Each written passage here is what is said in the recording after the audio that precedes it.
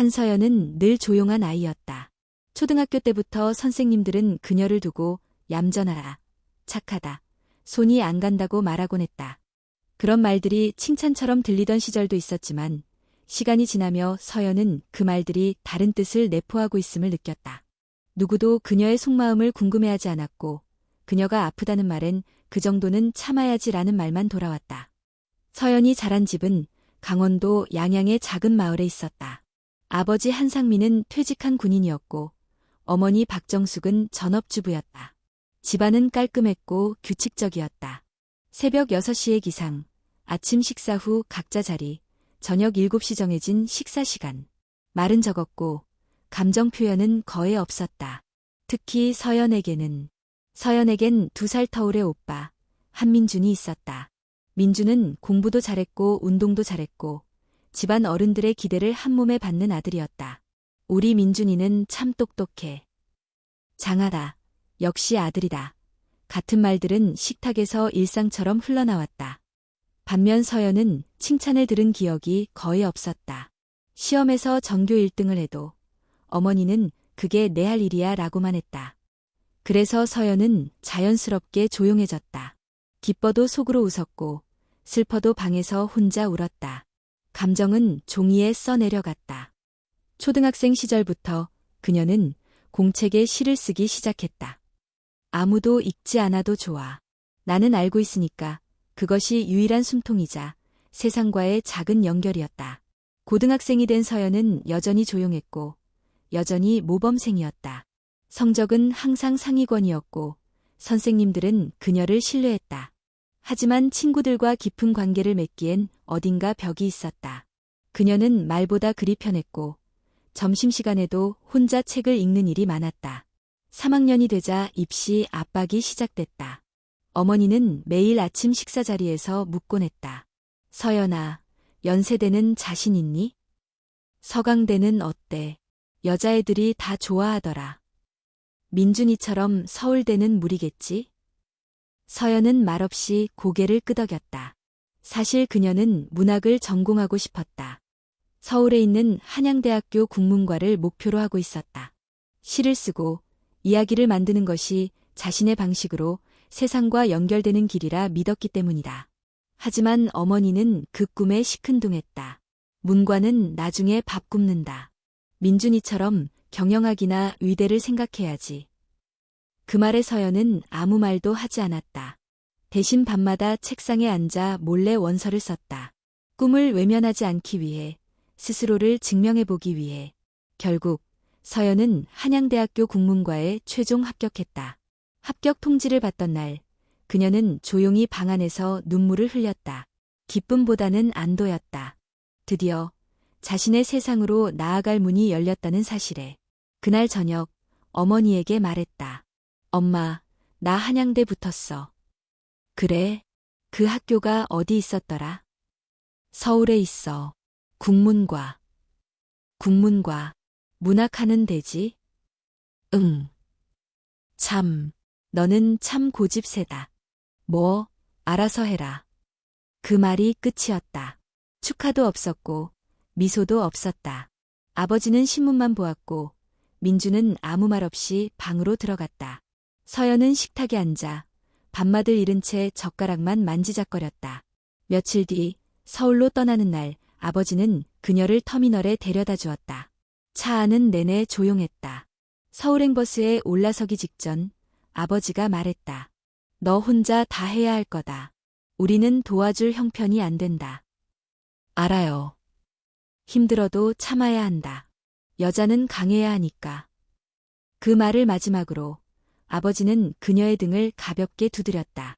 그것이 작별 인사였다. 버스 창밖으로 풍경이 빠르게 지나갔다. 논밭, 들판, 고속도로, 건물들. 모든 것이 뒤로 밀려나는 듯했다. 서연은 창에 이마를 댄 채 자신의 다이어리를 열었다. 첫 페이지에는 이렇게 적혀 있었다. 나는 조용히 태어났고 조용히 자랐다. 하지만 이제는 내 안의 목소리를 들어볼 차례다. 그 문장을 쓰며 그녀는 처음으로 스스로에게 속삭였다. 잘했어, 서연아. 여기까지 온 것만으로도. 서울의 공기는 달랐다. 더 바쁘고 더 차가웠다. 한서연은 서울에 도착한 첫날 밤 하늘을 올려다보았다. 고향에서는 별이 보였지만 이곳은 형광등과 자동차 불빛으로 가득했다. 어지럽고 숨이 막힐 듯한 느낌. 그럼에도 그녀는 마음속으로 되뇌었다. 여기가 나의 시작점이야.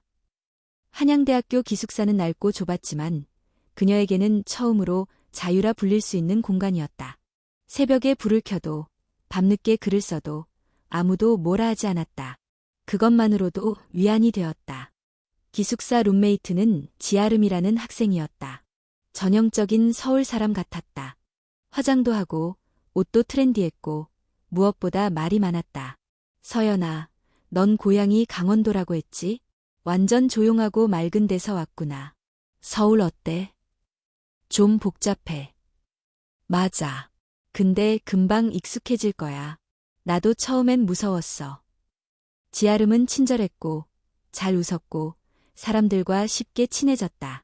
강의가 끝난 후 동기들과 떡볶이를 먹고 주말엔 홍대에 간다고 했다. 반면 서연은 수업이 끝나면 도서관에 들렀다가 바로 기숙사로 돌아왔다.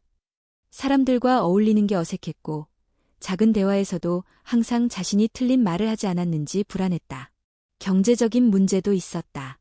부모님은 등록금만 겨우 보내주었고 생활비는 스스로 벌어야 했다. 그녀는 근처 카페에서 아르바이트를 구했다. 출근은 오전 6시, 수업 전까지 커피를 만들고 바닥을 닦았다. 밤에는 인근 학원에서 초등학생 국어 과외를 했다. 하루하루가 빽빽했다. 그런 삶은 그녀를 점점 말라가게 만들었다. 수업 시간에 집중이 잘 안 되었고 글을 쓰는 시간도 줄어들었다. 그녀는 점점 웃지 않게 되었고 거울 속 자신이 낯설어졌다. 어느 날 도서관 열람실에서 책을 읽다 그대로 잠이 들었다. 눈을 떴을 때는 밤 10시가 훌쩍 넘은 시간이었다. 머리가 지끈거렸고 몸은 움직이기 힘들 만큼 무거웠다. 그때 누군가 다가와 말을 걸었다. 괜찮아요? 지금 도서관 문 닫아요. 낯익은 목소리였다. 그녀가 수강 중인 창의적 글쓰기 강의의 강사 백지훈이었다. 그는 점고 말수가 적은 사람이었지만 수업 중에 딱 한 번 그녀의 글을 칭찬한 적이 있었다. 이 글에는 겉으로 드러나지 않는 울림이 있어요. 작가로서 중요한 감각입니다. 그 말이 서연의 마음에 오래 남아 있었다. 그는 조심스럽게 물었다. 요즘 무리하는 것 같아요. 괜찮나요? 잘 모르겠어요. 잠깐 이야기할래요? 두 사람은 근처 편의점 앞벤치에 앉았다. 서연은 따뜻한 코코아를 들고 조심스레 자신의 이야기를 꺼냈다. 고향 이야기, 가족 이야기, 쓰는 글, 그리고 아무에게도 말하지 않았던 답답함. 지우는 말없이 그녀의 이야기를 들었다. 그 침묵은 비난도, 동정도 없는 공간이었다. 그녀는 처음으로 울지 않고 자신의 이야기를 끝까지 할 수 있었다. 그는 마지막에 말했다. 서연 씨, 혹시 당신의 잃어버린 목소리를 주제로 글을 써볼 생각 있나요? 수업 마지막 과제로요. 네, 써볼게요. 그날 밤, 서연은 기숙사로 돌아와 노트북을 켰다. 손가락이 떨렸지만 마음은 단단했다. 그녀는 오래전 기억을 꺼내기 시작했다. 초등학교 5학년 때 자신이 만든 시를 들고 엄마에게 보여주었을 때의 표정. 아무 대답도 없이 돌려준 그 시. 가족 식탁에서 단 한 번도 자신의 생각을 끝까지 말해본 적 없던 시간들. 글은 빠르게 흘러나왔다. 그것은 고백이었고, 해방이었고, 선언이었다. 제목은 단순했다. 나는 조용했지만 사라지지 않았다. 며칠 뒤 그녀는 용기를 내어 과제를 제출했다. 피드백을 받을 생각에 두려웠지만 동시에 이상한 희망이 있었다. 누군가 내 이야기를 이해해 줄지도 모른다는 기대.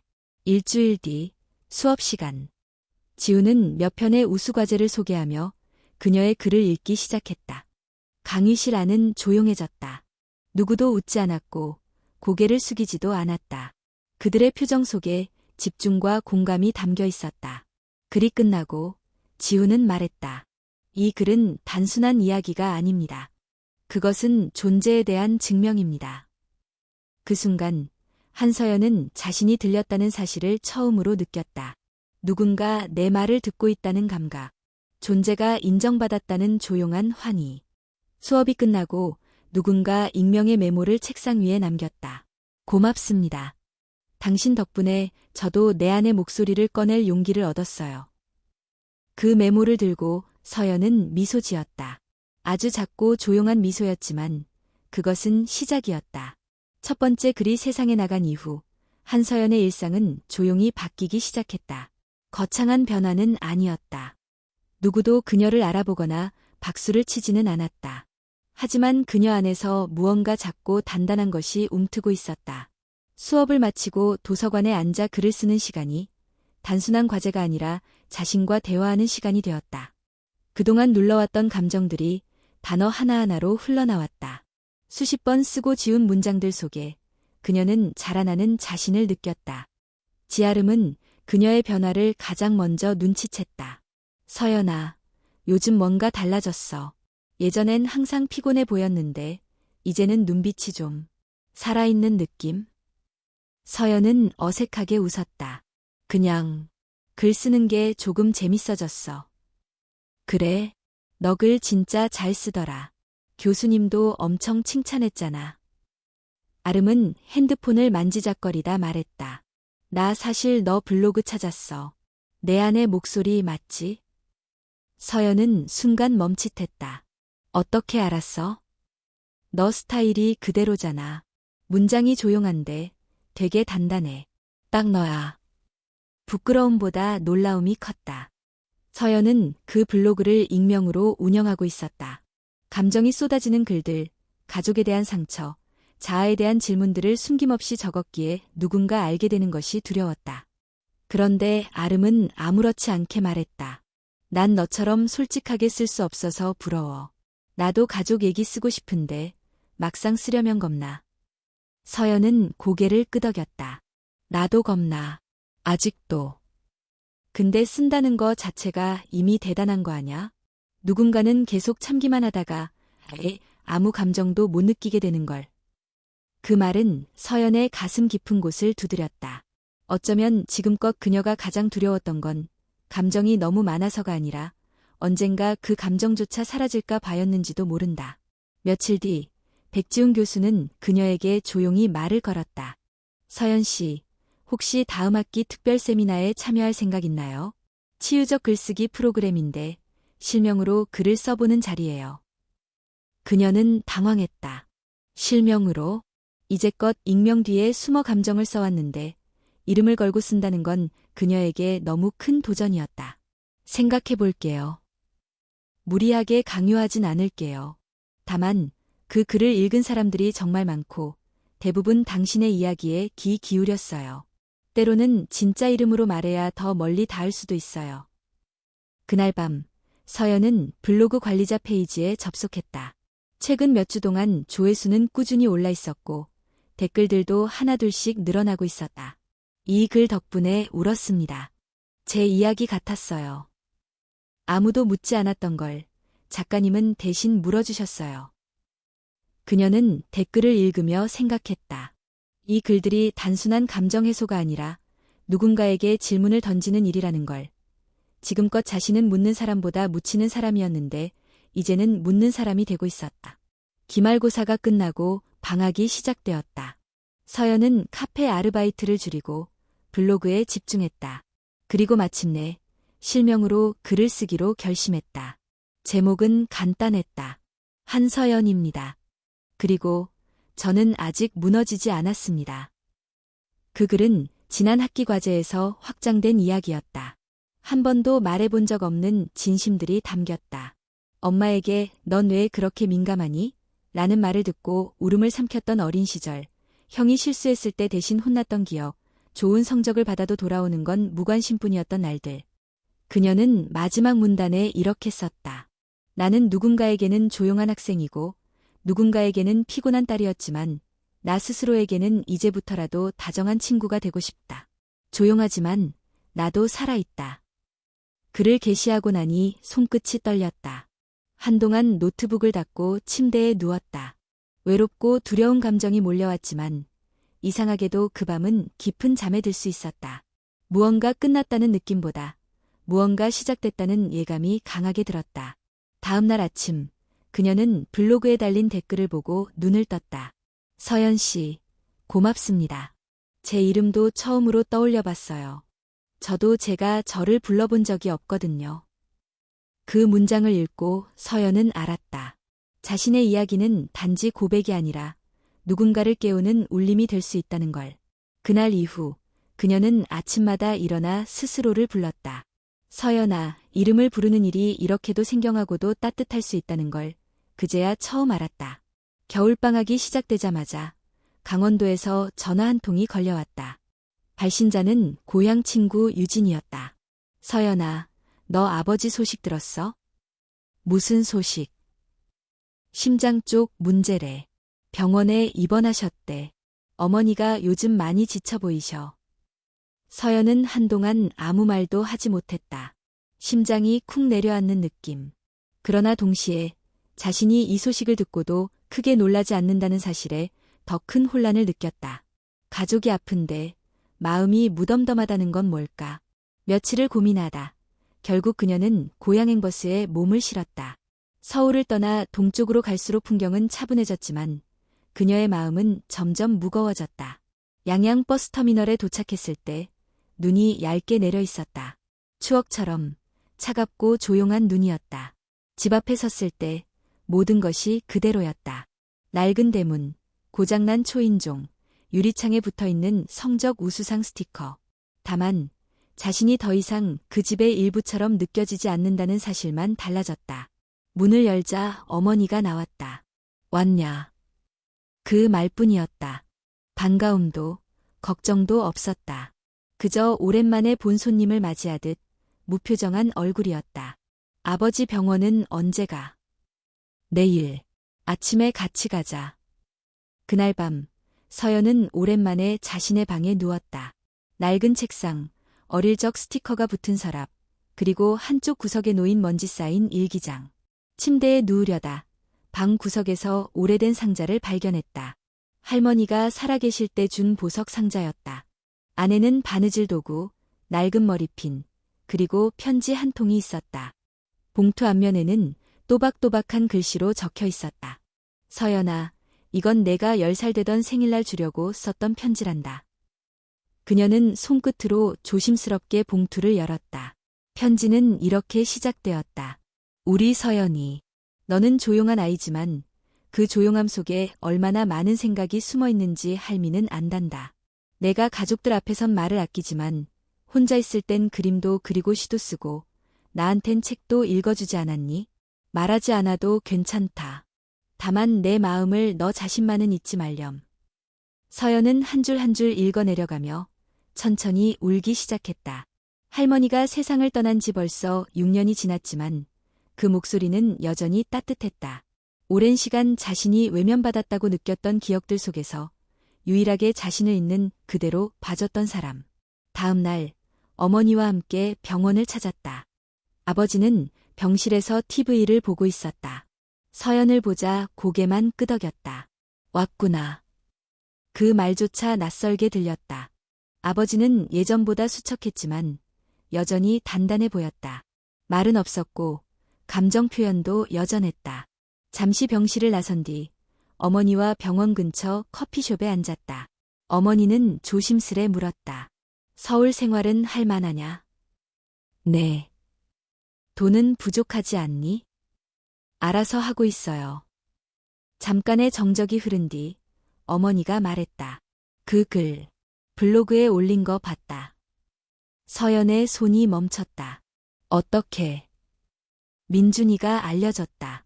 읽고 나니까 내가 그렇게 느꼈다니 놀랐다. 몰랐어. 그 말에 서연은 쓴웃음을 지었다. 몰랐던 게 아니고 알고 싶지 않았던 거겠죠. 그건 내가 말을 안 했으니까. 말을 해도 들을 생각 없었잖아요. 어머니는 아무 말도 하지 않았다. 잠시 후 서연을 바라보며 낮은 목소리로 말했다. 나도 잘한 건 없어. 엄마라는 역할을 하느라 정작 너랑 대화는 못했던 것 같아. 그 말은 사과도 아니고 변명도 아니었다. 다만 아주 작은 인정이었다. 서로의 오랜 침묵을 꿰뚫는 한 줄기 틈, 그 틈 사이로 서연은 미세한 공기를 느꼈다. 아직 완전한 이해는 아니었지만 처음으로 어머니가 말을 꺼낸 것이었다. 그날 밤 서울로 돌아가는 버스 안에서 서연은 다이어리를 꺼냈었다. 나는 그들에게 용서를 강요하지 않을 것이다. 나 역시 용서받기 위해 글을 쓰는 게 아니다. 다만 우리 사이에 있었던 침묵을 기록하는 것, 그것이 나의 목소리다. 차창 밖, 고향의 풍경이 점점 멀어져 갔다. 하지만 이번에는 그것이 두렵지 않았다. 그곳에 묶여있던 자신이 이제는 조금씩 풀려나고 있다는 걸 느꼈기 때문이다. 서울로 돌아온 한서연은 그날의 대화를 오래도록 되새겼다. 어머니의 짧은 말 한마디가 귓가를 맴돌았다.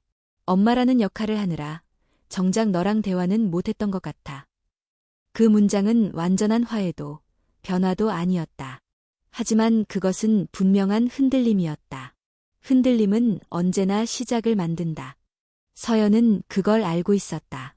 겨울이 끝날 무렵 내 안의 목소리 블로그는 빠르게 알려지기 시작했다.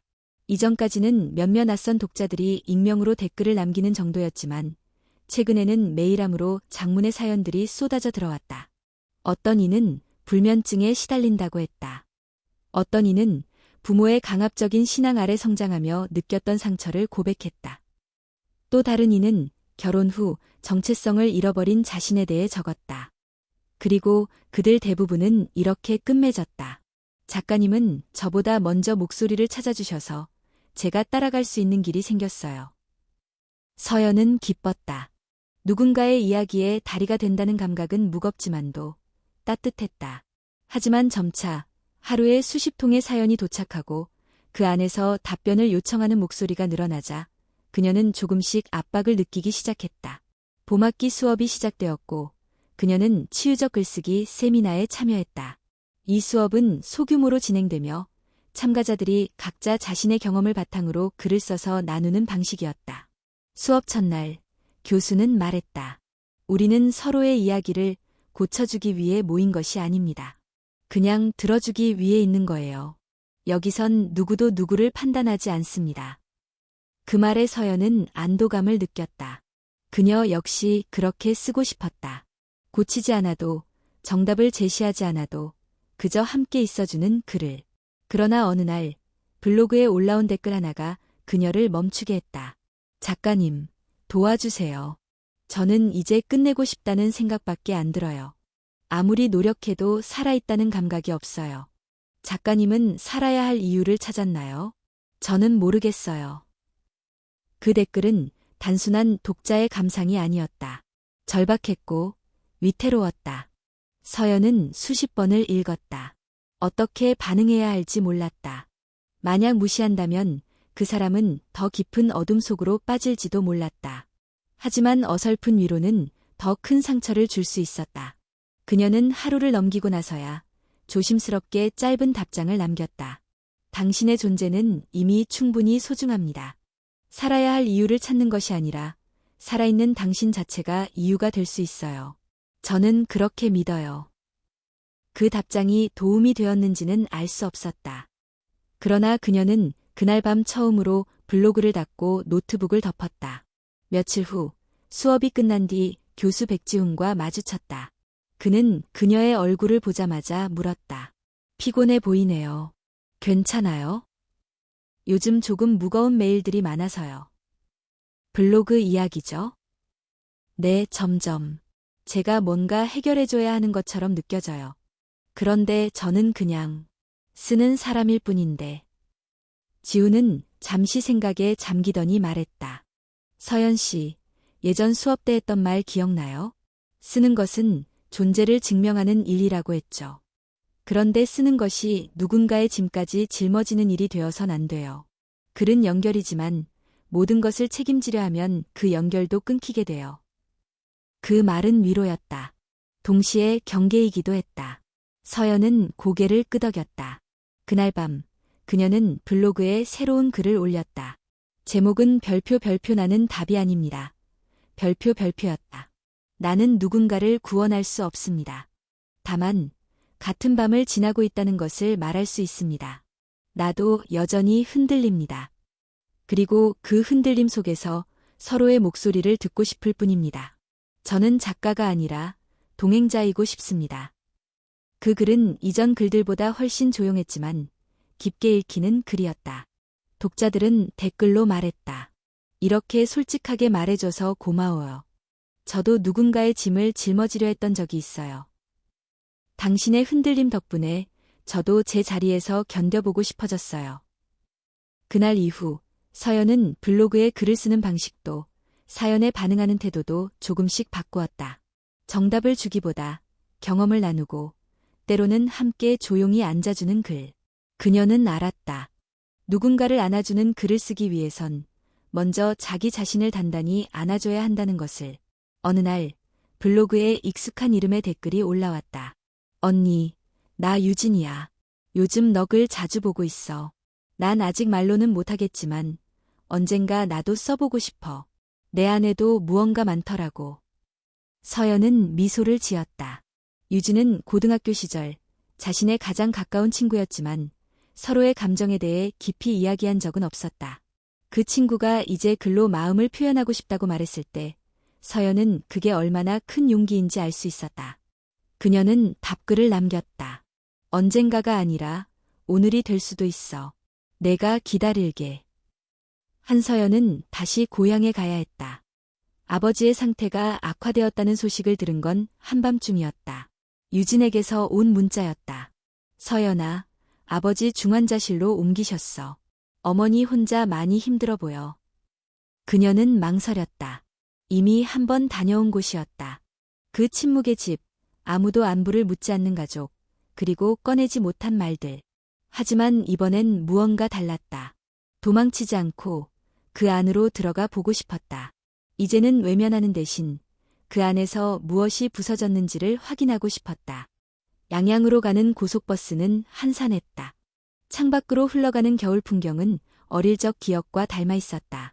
그녀는 이어폰을 꽂지 않은 채 오롯이 조용함 속에 앉아 있었다.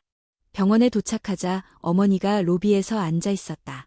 피곤에 절은 얼굴, 굳게 담은 입술. 그녀는 먼저 다가가 인사했다. 왔어요. 왔구나. 민준이는 출장이라 못 온다고 하네. 지금은 어떤 상태세요? 의식은 있는데 말을 거의 안 해. 산소 마스크 끼고 있어. 두 사람은 긴 말 없이 병실로 향했다. 아버지는 침대에 누워 있었고 산소 마스크 너머로 잔잔한 숨소리가 들렸다.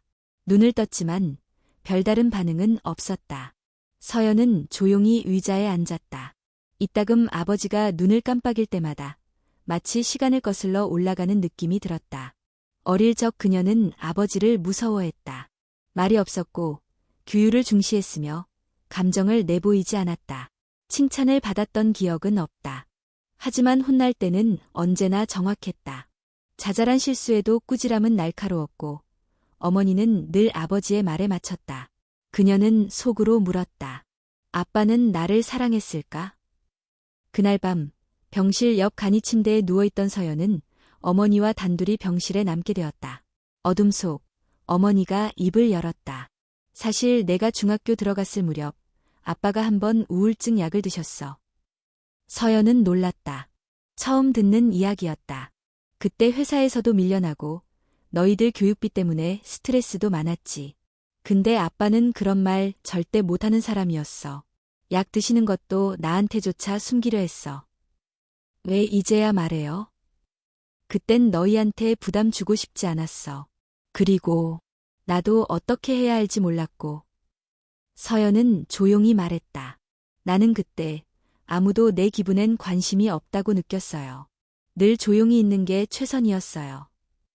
미안하다. 그 말은 작고 조심스러웠지만 서연의 가슴을 툭 치는 울림이었다. 어머니가 미안하다고 말한 건 처음이었다. 며칠 동안 병원에서의 생활은 반복되었다. 아버지는 점차 안정을 찾아갔고 어머니는 피곤한 얼굴로 병실을 지켰다. 그 틈에서 서연은 오랜만에 고향의 거리를 걸었다. 초등학교, 오래된 서점, 할머니가 데려가주던 시장 골목. 그러다 문득 오래된 공터 옆 작은 문구점 앞에서 멈춰섰다. 예전에 이곳에서 신호트를 샀던 기억이 떠올랐다. 그녀는 문을 열고 들어갔다. 여전히 그 자리에 있던 할아버지 주인은 서연을 기억하지 못했다. 하지만 그건 중요하지 않았다. 그녀는 조용히 노트를 하나 골라 계산했다. 그날 밤 병실 옆에서 그녀는 새 노트의 첫 페이지에 이렇게 적었다. 나는 이 집에서 배운 침묵을 이제는 다른 방식으로 기억하려 한다. 누군가는 무심했고 누군가는 무력했지만 나 역시 그 안에서 외면했던 순간이 있었다. 그리고 나는 이제부터 이 침묵을 마주하기로 한다. 아버지가 일반 병실로 옮긴 날 어머니는 집으로 돌아가 씻고 오겠다고 했다. 병실엔 서연과 아버지만 남았다. 한참을 침묵 속에 앉아있던 서연이 먼저 말을 꺼냈다. 아빠, 저는 이제 괜찮아요. 아버지는 천천히 고개를 돌렸다. 내가 괜찮으면 됐다. 그때 말이에요. 제가 글을 써서 가족 얘기를 인터넷에 올렸을 때 후회하지 않아요. 그럴 줄 알았다. 그 말은 이상하게 따뜻했다.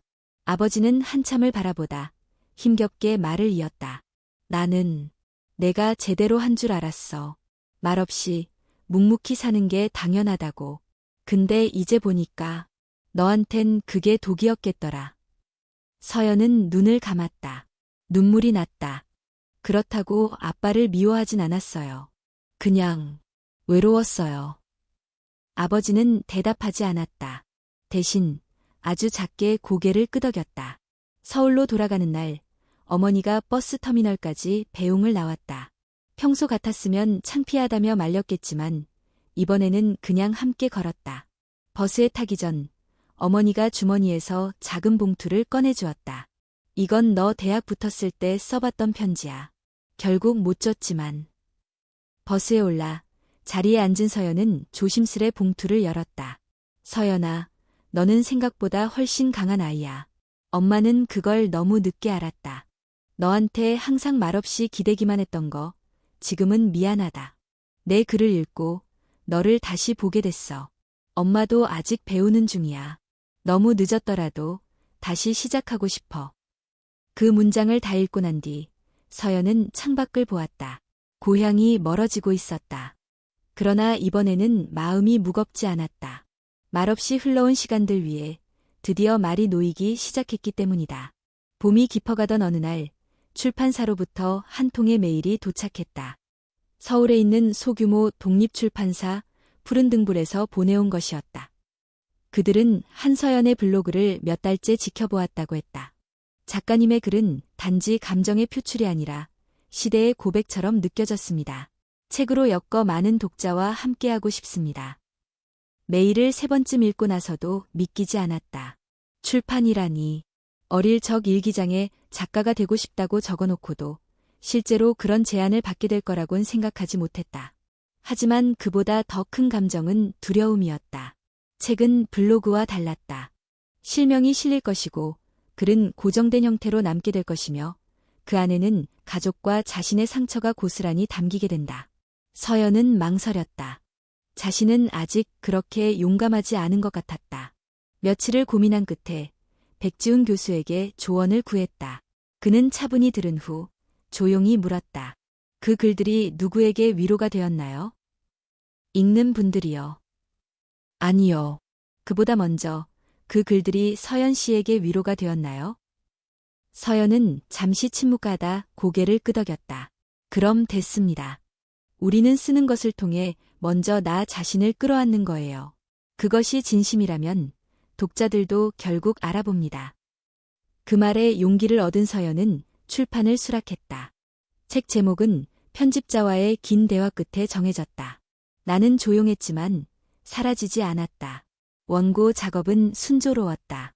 블로그에 올린 글 중 일부를 다듬고 새로운 글을 추가해 총 20편의 글을 엮었다. 각 글은 어린 시절, 가족, 학교, 서울 생활, 그리고 그를 통해 다시 자신을 만나는 과정을 따라 구성되었다. 책의 마지막 글은 제목과 같은 문장이었다. 나는 조용했지만 사라지지 않았다. 나의 존재는 말하지 않아도 살아있었다. 지금의 나는 그때의 나를 안아준다. 편집자는 그 문장을 책의 표지 뒷면에 넣자고 했다. 책 디자인은 단순했다. 흰 배경에 손글씨체 제목, 그리고 연한 회색의 실루엣 같은 일러스트. 서연은 그 디자인을 보며 속으로 중얼거렸다. 마치 내 마음 같아. 책이 출간된 날, 출판사에서 작은 출간 기념 북토크를 제안했다. 서점 한 켠을 빌려 독자들과 이야기를 나누는 자리. 서연은 처음엔 거절하려 했다. 사람들 앞에서 자신의 글에 대해 이야기한다는 건 아직도 두려운 일이었다. 하지만 지아름이 옆에서 말했다. 그동안 너한테 얼마나 많은 사람이 고맙다고 했는데 이제 너도 한번 들어야지. 너한테 직접. 결국 서연은 참석하기로 했다. 북토크 당일 그녀는 몇 번이나 거울 앞에서 말을 연습했다. 책 속 문장들을 되뇌고 대답할 수 있는 질문을 예상했다. 하지만 막상 서점에 도착하자 생각했던 것과 전혀 달랐다. 자리를 채운 사람들은 대부분 또래의 여성들이었고 그 눈빛엔 긴장보다는 공감과 기대가 담겨 있었다. 어떤 이는 손에 책을 꼭 쥐고 있었고 어떤 이는 눈물을 머금고 있었다. 진행자가 질문을 던졌다. 한서연 작가님, 글을 통해 가장 먼저 바뀐 건 어떤 점이었나요? 서연은 마이크를 들고 잠시 숨을 고른 뒤 말했다. 제가 저를 다시 부르게 되었다는 점이에요. 이전에는 제 이름을 속으로 부르는 것도 힘들었어요. 내가 사라지고 있다고 느꼈으니까요. 그런데 글을 쓰면서 조금씩 저를 불러보게 되었어요. 서연아, 괜찮아, 그렇게. 그 순간 객석 한켠에서 눈물을 훔치는 사람이 보였다. 서연은 떨리는 목소리로 말을 이었다. 글을 통해서 제가 배운 건 말하지 않는다고 해서 존재가 사라지는 건 아니라는 거예요. 조용한 사람도 상처 많은 사람도 말할 수 있어요. 그리고 들을 사람은 분명히 있어요. 북토크가 끝난 후 서연은 독자들과 일일이 눈을 마주치며 사인을 해주었다. 어떤 이는 손편지를 건넸고 어떤 이는 조용히 고개만 숙였다. 그날 밤 서연은 일기장에 이렇게 적었다. 오늘 나는 누군가의 이야기 속에 있었다. 그리고 그 이야기는 내가 쓴 글 속에 있었고 그 글은 나의 침묵 속에서 자라났다. 나는 혼자가 아니었다. 하지만 기쁨만이 찾아온 것은 아니었다. 책이 알려지며 댓글도 메시지도 기하급수적으로 늘었다. 때로는 고마움, 때로는 깊은 고백, 그리고 간혹 날카로운 반응도 섞여 있었다. 이건 그냥 자기 연민 아닌가요? 가족 얘기를 이렇게까지 공개하는 게 옳은 건지 모르겠네요. 처음 그 댓글을 읽었을 때 서연은 마음이 무거워졌다. 오랜 시간 자신을 쥐고 있던 두려움이 다시 고개를 들었다. 내가 잘못한 걸까? 그 순간 백지훈의 말이 떠올랐다. 우리가 쓰는 건 진심이지 정답이 아닙니다. 정답이 되려고 했을 때 글은 자기 자신을 잃습니다. 서연은 그 말을 다시 떠올리며 블로그에 한 문장을 적었다. 모든 말이 사랑받을 순 없지만 나는 그 말들로부터 나를 지켜낼 수 있다. 그날 이후 그녀는 조금 더 단단해졌다.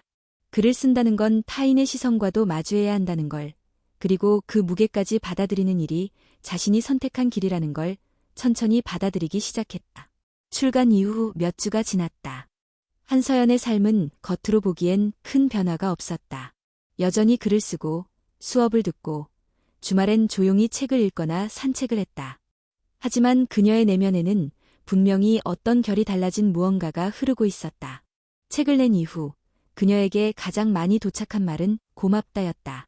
고맙다는 말은 너무 짧고 단순해서 때때로 그 무게를 가늠하기 어렵지만 서연은 그것이 얼마나 간절한 언어인지 잘 알고 있었다. 자신도 누군가에게 고맙다고 말하고 싶던 시절이 있었으니까. 블로그에는 여전히 많은 글이 올라왔다. 그리고 점점 더 많은 이들이 자신의 이야기를 털어놓기 시작했다. 어떤 이는 자신도 서연처럼 조용한 아이였다고 했고 어떤 이는 자식에게 충분한 말을 건네지 못했던 엄마라고 밝혔다. 특히 그녀를 깊이 움직인 글 하나가 있었다. 익명의 독자가 남긴 장문의 댓글이었다. 저는 올해 53살입니다. 작가님의 글을 보며 제 딸을 생각하게 되었습니다. 저는 늘 엄마니까라는 말 뒤에 숨어 있었던 것 같아요. 딸이 왜 화가 났는지도, 왜 울었는지도 묻지 않았습니다. 그냥 참아야지라고만 했죠. 그런데 요즘 딸이 말을 하지 않아요. 저를 봐도 표정이 없습니다. 그 아이를 보며 예전 제 모습이 겹쳐집니다. 저는 이제야 말하려고 합니다. 미안하다고, 늦었지만 너를 알고 싶다고. 그 글을 읽고 나서 서연은 몇 분간 아무것도 할 수 없었다. 눈물이 날 것 같았지만 울지 않았다. 대신 조용히 노트북을 덮고 창문을 열었다. 봄바람이 천천히 방 안으로 들어왔다. 그 바람 속에서 그녀는 처음으로 글이라는 것이 개인을 넘어서 타인의 삶에 발을 디딜 수 있다는 걸 체감했다. 글은 벽이 아니라 달이었다. 그 무렵 출판사에서는 독자들과 함께하는 작지만 진심 어린 프로젝트를 제안했다. 서연의 책에 공감한 사람들이 자신만의 이야기를 짧게 써서 보내고 그중 일부를 모아 함께 작은 글집을 만들어 보자는 제안이었다. 처음엔 망설였다. 글쓰기를 권유하는 것이 다른 이들에게 부담이 되지 않을까 걱정됐기 때문이다. 하지만 메일함에 쌓여가는 사연들을 다시 읽으며 생각이 달라졌다. 이건 단지 내 이야기가 아니라 우리 모두의 이야기일지도 몰라. 그녀는 블로그와 SNS를 통해 프로젝트를 알렸고 일주일 만에 300명이 넘는 이들이 사연을 보냈다. 그들은 교사, 간호사, 편의점 아르바이트생, 퇴직한 아버지, 고등학생, 싱글맘이었다. 각기 다른 삶이었지만 그 글 안에는 공통된 결이 있었다. 나는 들리지 않는 존재였지만 지금은 말하고 싶다. 서연은 그 글들을 읽으며 새삼 놀랐다. 자신이 겪은 외로움이 결코 특별한 것이 아니었다는 점에서 오히려 너무 흔하고 널리 퍼져 있어서 사람들은 더 쉽게 외면해왔다는 점에서 그녀는 열심히 편집했고 푸른등불 출판사는 라는 제목의 작은 책을 만들어냈다. 표지는 그녀의 책과 닮아 있었지만 제목 아래에는 작은 글귀가 추가되었다. 한 사람이 말했을 때 많은 사람이 울었다. 출간일에는 따로 행사를 열지 않았다. 대신 참여한 사람들에게 개별로 책을 배송하고 함께 쓸 수 있는 다이어리를 동봉했다. 다이어리의 첫 페이지에는 서연이 직접 쓴 문장이 적혀 있었다. 당신이 들리지 않았던 시간들을 기억합니다. 이제는 당신의 말이 나에게 도착했어요. 그리고 나는 듣고 있어요. 그날 이후 블로그에는 변화가 생겼다. 익명의 고백이 점점 이름을 가진 목소리로 바뀌고 있었다. 사람들은 자신을 소개하고 자신의 이야기를 시작하고 서로의 글에 댓글을 달며 연결되었다. 하나의 작은 공동체가 만들어지고 있었다. 서연은 매일 밤 그 공간을 돌아보며 조용히 웃었다. 누구도 위로를 강요하지 않았고 누구도 정답을 말하지 않았다. 그저 나도 그런 적 있다는 말이 오갔다. 그것만으로도 충분했다. 한밤중 오랜만에 민준에게서 메시지가 왔다. 책 잘 읽었다. 말은 안 했지만 많이 울었어. 그 짧은 문장이 서연에겐 긴 시간이 되었다. 어릴 적부터 한 번도 감정을 내보인 적 없던 오빠였다. 칭찬도 위로도 없는 그로부터 처음으로 받은 진심이었다. 서연은 답장을 보냈다. 나도 오빠가 그런 말 해줄 날을 기다렸어. 늦지 않았어. 고마워. 며칠 후 서연은 지하철에서 우연히 중년의 여성을 마주쳤다. 그 여성은 그녀를 조심스럽게 바라보더니 말했다. 혹시 작가님이신가요? 나는 조용했지만 사라지지 않았다 쓰신 분 맞죠? 서연은 놀라며 고개를 끄덕였다. 그 여성은 조심스레 미소 지었다. 그 책 덕분에 제가 제 딸한테 처음으로 미안하다는 말을 했어요. 그 아이는 아직 대답하지 않았지만 언젠간 들릴 거라고 믿어요. 그 말에 서연은 더 이상 아무 말도 할 수 없었다. 대신 진심 어린 눈빛으로 고개를 끄덕였다. 그리고 생각했다. 이제는 나의 목소리가 누군가의 시작이 될 수 있구나. 한서연은 지쳐 있었다. 누군가를 미워하거나 무언가를 후회하는 감정은 아니었다. 단지 몸도 마음도 깊이 고갈되어 있었다. 책이 출간되고 공동 프로젝트도 성공적으로 마무리되었고 사람들은 그녀를 따뜻한 작가라 불렀다. 강연 요청도 이어졌고 몇몇 언론은 그녀를 말 없는 시대에 가장 진실된 목소리라 표현했다. 그 모든 것이 감사했지만 동시에 서연은 점점 숨이 차기 시작했다. 자신이 쓴 글이 아닌 기대되는 글을 써야 한다는 압박, 누군가의 아픔을 더 이상 제대로 받아들일 수 없는 감정적 피로, 그리고 매일 아침 벌써부터 무거워지는 눈꺼풀. 어느 날 익명의 독자로부터 메일이 도착했다. 작가님, 요즘의 글은 예전과 조금 달라진 것 같아요. 전에는 더 따뜻했는데 지금은 조금 피곤해 보이세요. 무리하지 마세요. 기다릴게요. 그 메일은 서연을 멈춰 세웠다. 누군가는 알아차린 것이다. 자신조차 인지하지 못했던 변화. 글의 온도, 문장의 리듬, 말투의 무게. 그것이 달라졌다는 걸. 그날 밤, 그녀는 노트북을 닫고 창밖을 바라보았다. 밤은 조용했고 불 꺼진 방 안에서 심장은 빠르게 뛰었다. 지금 이대로 계속 가다가는 언젠가 쓰는 것 자체가 두려워질지도 모른다는 예감이 들었다. 그녀는 고민 끝에 블로그에 짧은 공지를 올렸다. 잠시 멈추겠습니다. 제가 저로 돌아오기 위해서입니다. 조용히 쉬는 시간도 글의 일부일 수 있겠죠. 기다려주신다면 고맙겠습니다. 모든 것을 멈춘 후 서연은 처음으로 글 없는 하루를 보냈다. 기상 후 노트북을 열지 않았고 메일함도 확인하지 않았다. 출판사에서 온 연락도 정중히 사양했다. 백지훈 교수에게는 짧게 문자를 보냈다. 쉬고 싶어요. 그냥 조용히요. 그는 곧바로 답했다. 잘하고 있어요. 글보다 먼저 살아야 하니까요. 서연은 도시를 떠나기로 결심했다. 떠오른 곳은 외할머니가 잠들어 있는 강릉의 바닷가였다. 초등학생 시절 여름마다 찾던 곳, 모래 위에 시를 적고 조개 껍데기를 모으던 시간. 그녀는 작은 민박집을 예약하고 노트북 없이 가방 하나만 챙겨 떠났다. 강릉의 바다는 여전히 넓고 조용했다. 겨울 끝자락의 바람은 차가웠지만 맑았고 이따금 부는 비린내조차 반가웠다.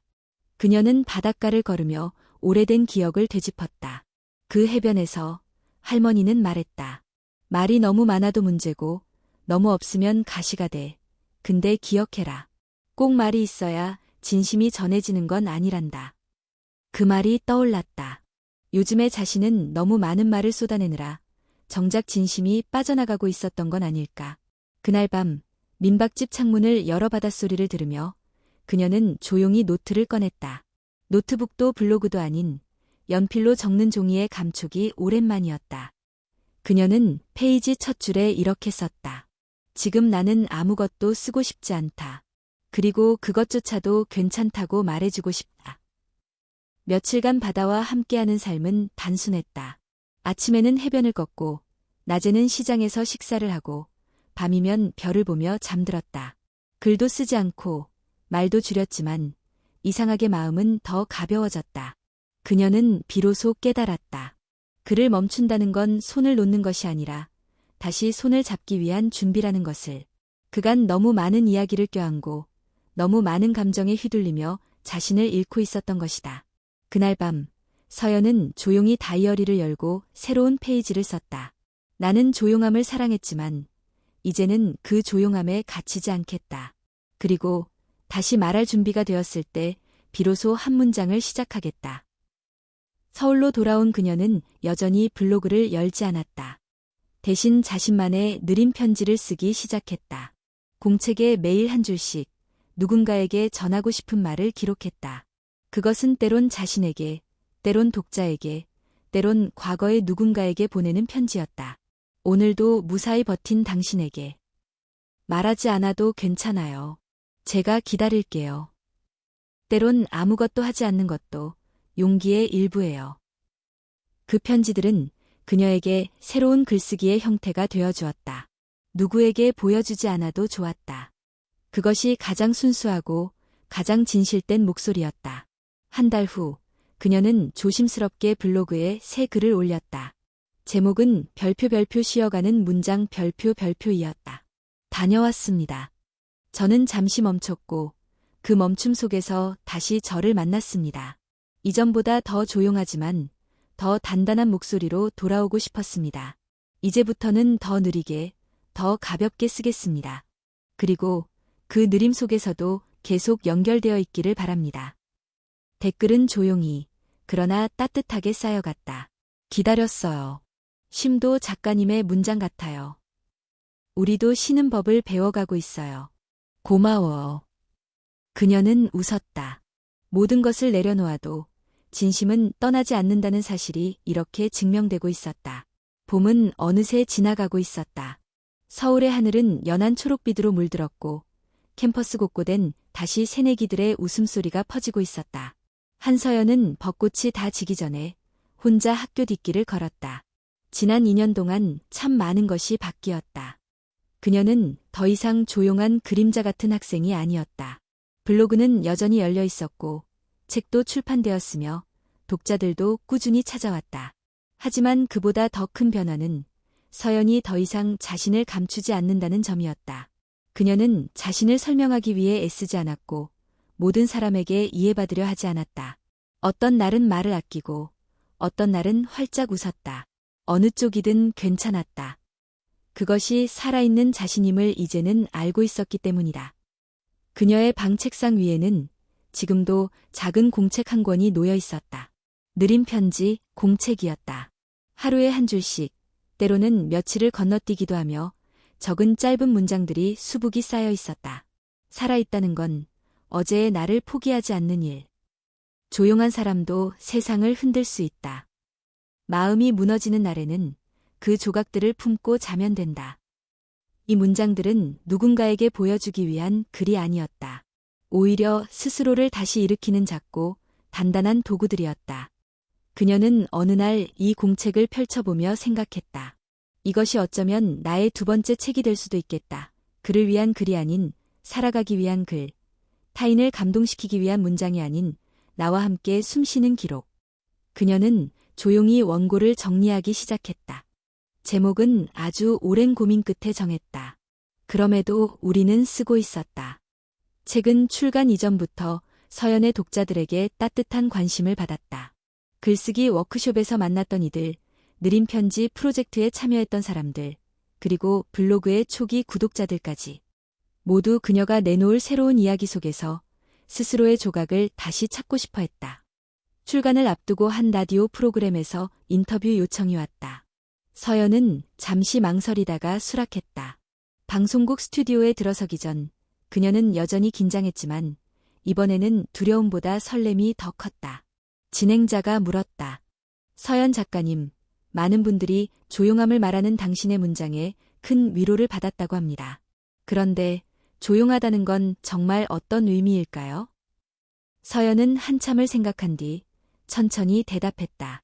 저는 이제 조용함을 감추는 태도가 아니라 살아가는 방식으로 이해해요. 누군가는 말로 세상과 연결되고 누군가는 침묵으로 자신을 지켜요. 그 어떤 방식도 틀리지 않아요. 중요한 건 자신이 어떤 소리로 존재하고 싶은지 아는 거예요. 진행자는 미소를 지었다. 그럼 작가님은 어떤 소리로 존재하고 싶으신가요? 서연은 웃으며 대답했다. 저는 누군가의 아주 작은 숨소리 같은 글이 되고 싶어요. 눈에 띄진 않지만 곁에 있으면 편안한, 사라지지 않는 존재로요. 그녀는 이제 대학을 졸업할 준비를 하고 있었다. 졸업 논문 대신 독립출판으로 만든 공감 에세이를 졸업 작품으로 제출했고 지도교수는 말했다. 당신의 글은 삶의 한 장면을 넘어서 사람들의 장면을 묶어줍니다.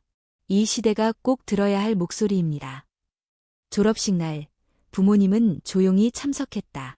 아버지는 여전히 말이 없었지만 그녀가 무대 위에서 수상소감을 말할 때 작게 고개를 끄덕였다. 어머니는 흐느끼며 박수를 쳤고 민주는 뒤편에서 조용히 영상을 찍었다. 그녀는 연단 위에서 마지막으로 말했다. 제가 오늘까지 올 수 있었던 건 말해본 적 없는 내 안의 목소리를 붙잡았기 때문입니다. 조용했지만 사라지지 않았던 그 목소리 덕분에 저는 오늘 이 자리에 설 수 있었습니다. 그리고 지금은 누군가의 목소리에 귀를 기울일 차례라고 생각합니다. 감사합니다. 졸업 후 서연은 곧장 새로운 계획에 뛰어들지 않았다. 대신 잠시 시간을 두고 천천히 살아보기로 했다. 작지만 따뜻한 카페에서 파트타임으로 일하며 지역 도서관에서 독서 프로그램을 운영했다. 그리고 한 달에 한 번 느린 편지 모임을 열었다. 참가자들은 자신의 이야기를 한 문장으로 써내려가고 서로의 글을 조용히 읽어주었다. 어떤 문장은 이렇게 적혀 있었다. 저는 아직 저를 이해하지 못하지만 이 글을 쓰면서 조금 가까워졌어요. 여기 앉아있는 것만으로도 위로가 돼요. 작가님이 말했죠. 조용한 사람도 존재할 수 있다고. 저 오늘 처음으로 그렇게 느꼈어요. 서연은 그 글들을 모으며 매 순간 감탄했다. 사람은 누구나 자기 안에 작가를 품고 있다는 사실, 그리고 목소리는 소리보다 훨씬 더 많은 방식으로 들려올 수 있다는 사실. 어느 여름날, 그녀는 다시 강릉을 찾았다. 예전처럼 바다를 바라보며 공책을 꺼내 한 문장을 적었다. 나는 여전히 조용하게 살고 있다. 그리고 그 조용함 속에서 여전히 쓰고 있다. 그녀는 미소 지었다. 먼 길을 돌아왔지만 결국 본래의 자신에게 돌아온 느낌이었다. 달라진 건 더 이상 외롭지 않다는 것. 그녀의 곁에는 수많은 조용한 목소리들이 함께 걷고 있었다. 바람이 불고 파도가 밀려왔다. 그리고 사라졌다. 그렇게 인생도 흘러가고 있었다. 조용하지만 사라지지 않는 무수한 이야기들 속에서 한서연은 오늘도 살아가고 있었다.